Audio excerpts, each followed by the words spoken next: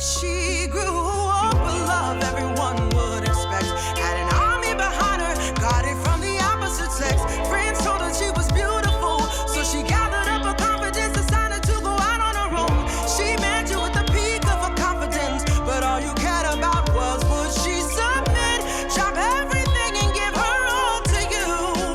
Well, what about what the girls want?